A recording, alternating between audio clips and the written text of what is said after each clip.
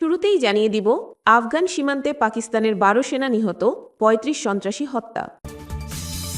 জানিয়ে দিব, জরুরি আরব ইসলামিক সম্মেলনে অংশ নিতে দোহায় যাচ্ছেন আনোয়ার ইব্রাহিম। এরপর রয়েছে আফগানিস্তানকে সতর্ক করে শাহবাজ শরীফের হুঁশিয়ারি। সর্বশেষ থাকছে নিরাপত্তা পরিষদের বৈঠকে ইসরায়েলকে পাকিস্তানের পাল্টা জবাব। আফগান সীমান্তে পাকিস্তানের 12 সেনা নিহত, 35 সন্ত্রাসী হত্যা।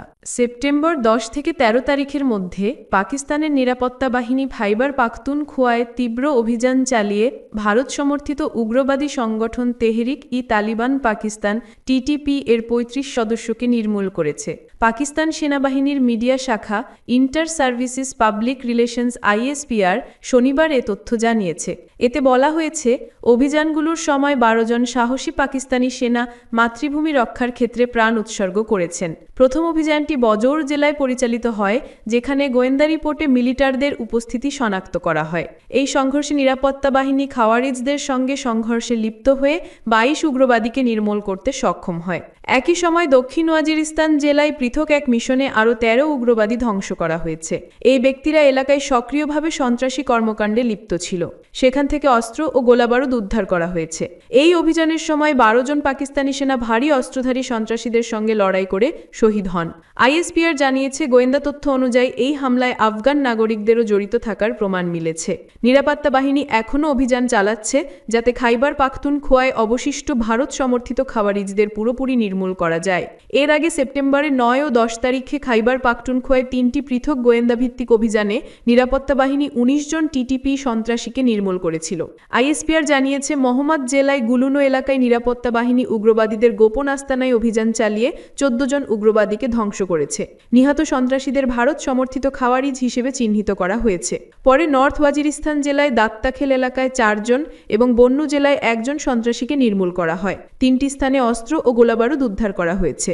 ISPR আরও জানিয়েছে, অভিযান চালিয়ে সন্ত্রাসী নিখোঁজ না হওয়া পর্যন্ত সেনারা ওই এলাকায় নিরাপত্তা নিশ্চিত করতে থাকবে। সেনাবাহিনীর বিবৃতিতে বলা হয়েছে, পাকিস্তানের নিরাপত্তা বাহিনী ভারত সমর্থিত সন্ত্রাস নির্মূলের ক্ষেত্রে দৃঢ় প্রতিশ্রুতিবদ্ধ এবং যারা অঞ্চল অস্থিতিশীল করছে তাদের চিহ্নিত করে কার্যকর পদক্ষেপ অব্যাহত রাখবে।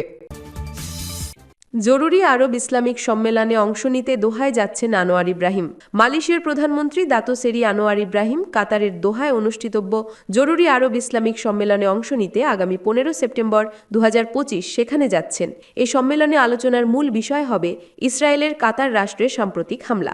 উইজমা পুত্রার ভেরিফাইড ফেসবুক পোস্ট অনুযায়ী প্রধানমন্ত্রীর সঙ্গে সফরে থাকবেন পররাষ্ট্রমন্ত্রী উতামা হাজি মোহাম্মদ বিন হাজি হাসান এবং কর্মকর্তারা। এর আগে 14 সেপ্টেম্বর আরব ইসলামিক মন্ত্রিপরিষদ পর্যায়ের প্রস্তুতিমূলক বৈঠক অনুষ্ঠিত হবে।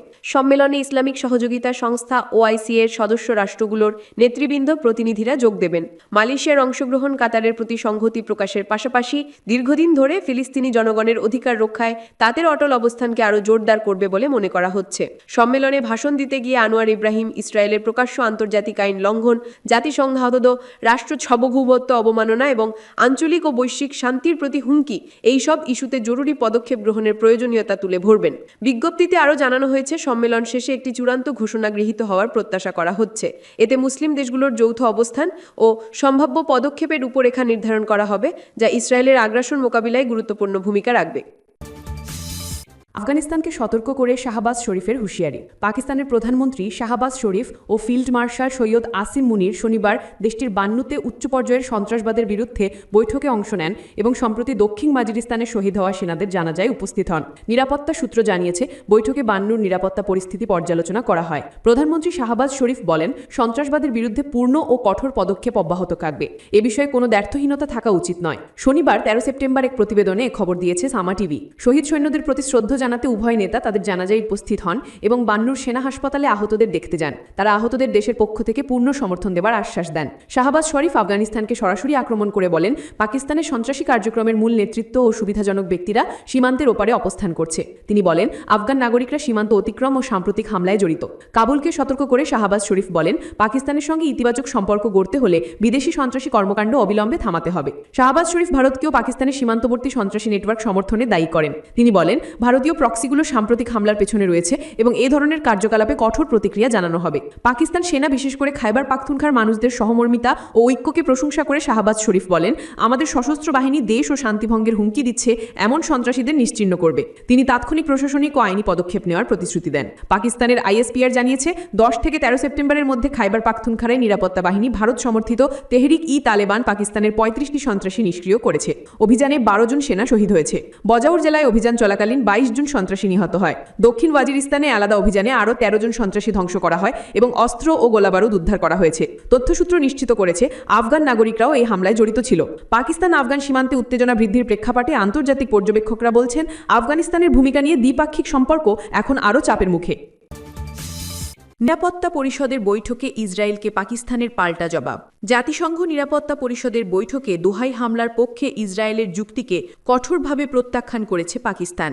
দেশটির স্থায়ী প্রতিনিধি আসিম ইফতিকার আহমদ ইসরায়েলকে দখলদার, আগ্রাসী এবং আন্তর্জাতিক আইন ভঙ্গের অভ্যাসী আখ্যা দিয়ে বলেন, নিজেদের অবৈধ কার্যকলাপ ঢাকতে বিন লাদেন ঘটনার উদাহরণ টেনে আনা সম্পূর্ণ অযৌক্তিক। শনিবার 23 সেপ্টেম্বর এক প্রতিবেদনে এ খবর দিয়েছে সামা টিভি।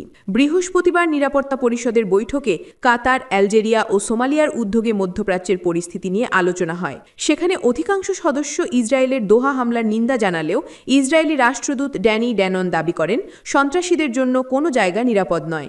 গাজা, তেহরান বা দোহা কোনোটিই নয়। এর পাল্টা জবাবে পাকিস্তানি রাষ্ট্রদূত বলেন, ইসরায়েল এমন এক দখলদার যে কারো কথা শোনে না, এমনকি বন্ধু রাষ্ট্রগুলোর পরামর্শ উপেক্ষা করে। আন্তর্জাতিক আদালতের নির্দেশনা কিংবা জাতিসংঘের উচ্চ পর্যায়ের কর্মকর্তাদেরও উপেক্ষা করে। এর অপকর্মের জন্য যেসব শক্তি আশ্রয় দেয় তারাই এদের বারবার দায়মুক্তি দেয়। আসিম ইফতিখার স্পষ্ট করে জানান, পাকিস্তানের অবস্থান আগে থেকেই পরিষ্কার। দেশটি সন্ত্রাস বিরোধী যুদ্ধে অগ্রভাগে থেকে লড়েছে এবং আল কায়দাকে কার্যত ধ্বংস করেছে। তিনি বলেন, যে রাষ্ট্র দখলদারিত্বের নামে গাজায় রাষ্ট্রীয় সন্ত্রাস চালাচ্ছে, আসল অপরাধী সেই ইসরায়েল। কাতারের প্রধানমন্ত্রী Mohammed bin Abdul Rahman Al Thani 9 September দোহায় আলোচক দলের আবাসস্থলে ইসরায়েলি হামলাকে সার্বভৌমত্ব লঙ্ঘন বলে আখ্যা দেন। তিনি অভিযোগ করেন, ইসরায়েল আলোচনার প্রধান মধ্যস্থতাকারী দেশকেই আঘাত করেছে, যা শান্তি প্রচেষ্টাকে বানচাল করার স্পষ্ট চেষ্টা। আল থানি প্রশ্ন রাখেন, কোনো রাষ্ট্র কি কখনো মধ্যস্থতাকারীর উপর এভাবে হামলা চালিয়েছে? যুক্তরাষ্ট্র তালিবান দোহা আলোচনায় অংশ নিলেও কখনো আলোচকদের উপর হামলা করেনি। ইসরায়েলি ব্যতিক্রম।